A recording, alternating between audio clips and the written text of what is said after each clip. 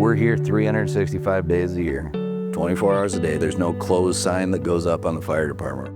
Whenever anybody calls 911, their expectation is we are getting to these trucks as fast as we can, and we are getting to them to answer their calls as fast as we can. I'll never forget going on my first call at 2 in the morning, had no idea what I was getting myself into, and genuinely being able to help that person and seeing the relief from that person really solidified why I wanted to get into the public service. Being called to service is powerful. You're dealing with real problems. You're working with real people. You're sharing experience with somebody and you're trying to develop an understanding of the person that called you upon duty. And you really have to be genuine. You have to really understand what they're going through to help them and then offer those resources and really care. Of course, we have this huge variety of calls for service that we get, right? But if you really boiled it down, a lot of people, when they call 911, they're having one of the worst days of their life. Maybe they're just witnessing it and they're calling for somebody else. But at the end of the day, when something really bad has happened, their experience with the police department should make it better. We go on a lot of calls that are outside of the normal. We go on car crashes, and every car crash is different. We go on fires, every fire is different. And we never know what the next call is gonna bring.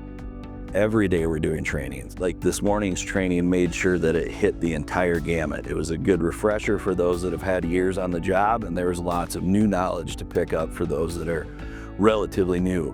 There's nationally recognized best practices in doing pursuits, in use of force, in de-escalation, in training, all those things. So when you subscribe to accreditation like we do through CALIA, you get all of those standards in front of you, and they say, this is the way you should be doing this. That's where we get to that professional level.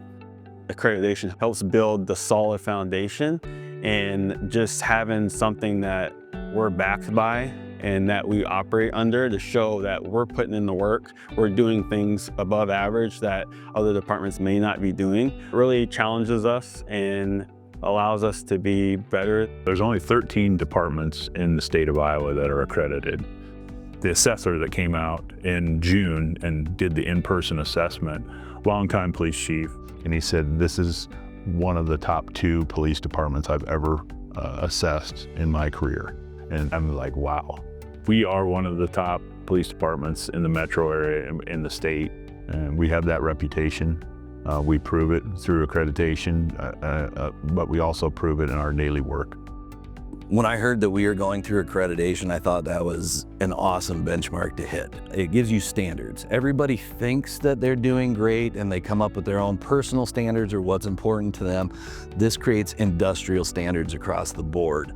But the other thing it did was help solidify the areas where we were proficient or above proficiency at, and also prove that what we'd been doing was on track, if not above and beyond. Urbandale's pushing 50,000 residents, but we still operate this city face-to-face and hands-on all the way to the top. I think that the quality of the services makes our community super special. We're different. We really want to just be out in the community with people. I think building those positive experiences with people in the community is what we need more of. That way, if you do have to call upon us, you know who you're calling and you trust and you know a face with a name. We're the ones that when somebody doesn't know what to do, we roll out the door and help them figure that out.